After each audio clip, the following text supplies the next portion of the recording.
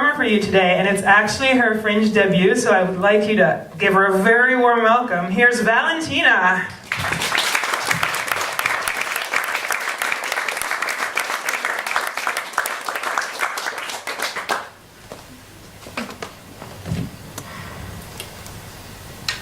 Hello.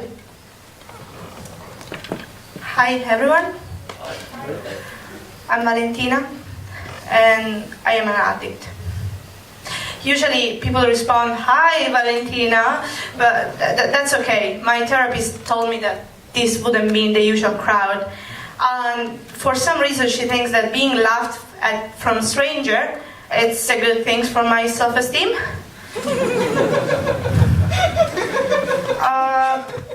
Yeah, so I've been going to anonymous meeting for a long time now. Just it's very difficult to find people with my same problem, because you see, it's not one of those normal addiction.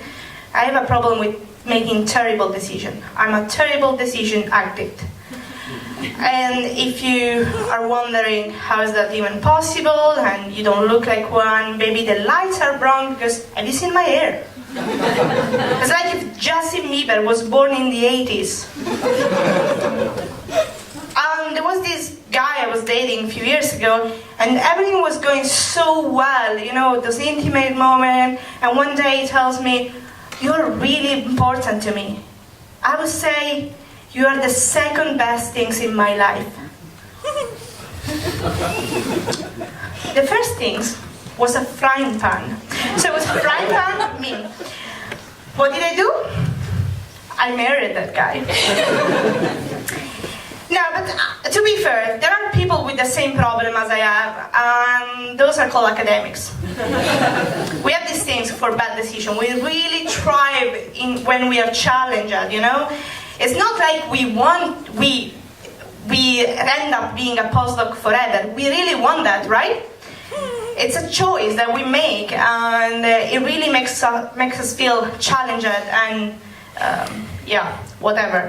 So we like the enjoyment and the thrill of ending up every 2 years having to write a grant at the last week of our contract, and hopefully getting those 3 papers we send up with very useless result, but trying to get something out of it. And at night in bed, we pray not to get the grant money, because that will be the end.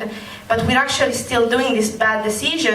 And when we get that letter, that in my case, if I ever get a PhD, will be Dr. Ferro, the cupboard under the stairs.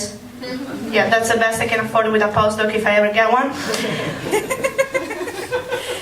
When you get the letter, the fantastic letter says, "Oh, you're finally gonna get your professorship." It's not like you want to become an arsehole.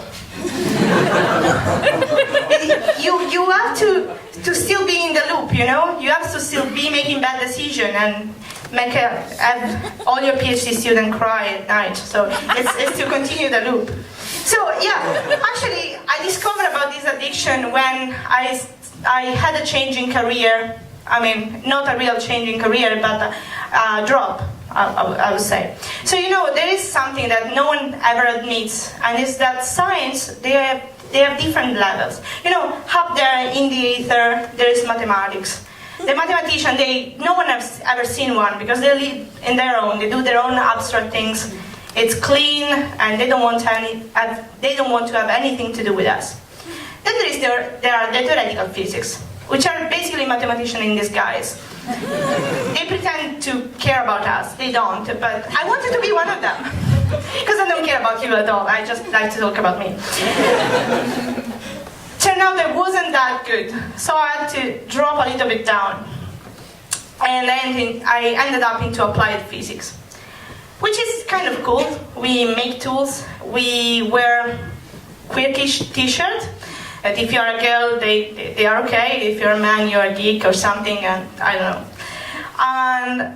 But later on in my career, I realized I wasn't good for that either, or not good enough, and I started my PhD in biology.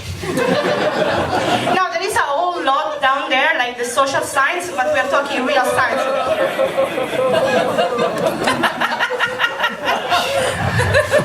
Okay. So, wonder when it was that I first screwed up, when it was that I made my very first mistake.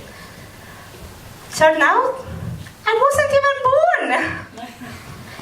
And yeah, that's that. Before we are even born, when we are still in your mom belly, it's the very first moment in which you can make your very first bad decision, and that's to do with sex. No, I'm not going into the feminist agenda. You're safe. Let me get that out of the way. The female sex is better because we have the clitoris, which is basically the concentrated version of a penis. We have the same thingy that make you feel just all in one place. Easy to find? Yeah, I have the problem with the grilling pan, so to get me started there. Yeah, so we have the better sex, so that's not where I want to go. Masculine is basically an excuse to put us under, because basically we have the better sex, but that's okay. No, the problem starts just 14 days after mom and dad forgot how to wear a condom. I was an unwanted child.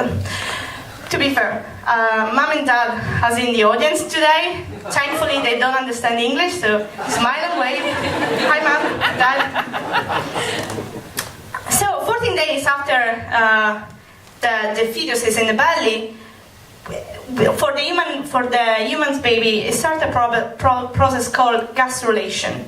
And it's basically the first time this single layer of cells, they start to organize each other all together, and they start to change shape as an organism. It's the very first decision we make as an organism. So that's the very first time it can go wrong.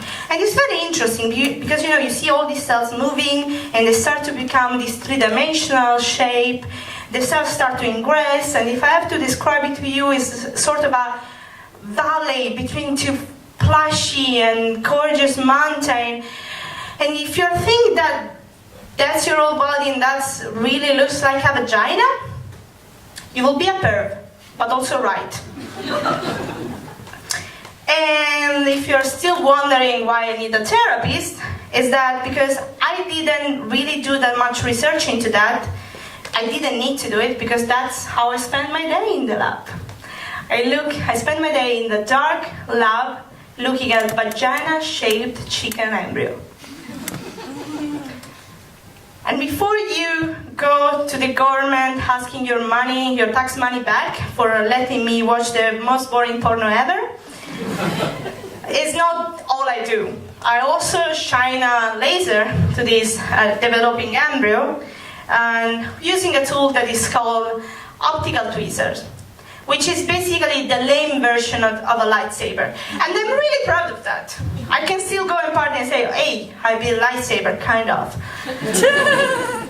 So with these optical tweezers, we can actually move micrometric objects around. For those that are not very smart, micro means tiny. You can move these things around, and we can understand a little bit more about the human body and how we develop. And hopefully for me, I'll get to one day to understand if I ever screwed up that early, because I have a problem of being very clumsy. And thank God I didn't already break the stage or something. And at the end of the day, I'm thankful of all the bad decisions I make, because they make us learn. And hopefully you can also learn something from my bad decision today. So if you still wonder, allowing a frying pan in bed every once in a while, just for awesome breakfast. And so go home, learn about your bad decision. If you want to be a postdoc forever, it's your choice. We have these anonymous meetings, we should start it up. And if in all the bad decisions that are out there in the world, let me assure, shining a laser in your vagina is one of them.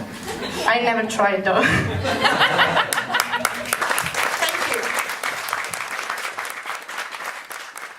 Thank you. Very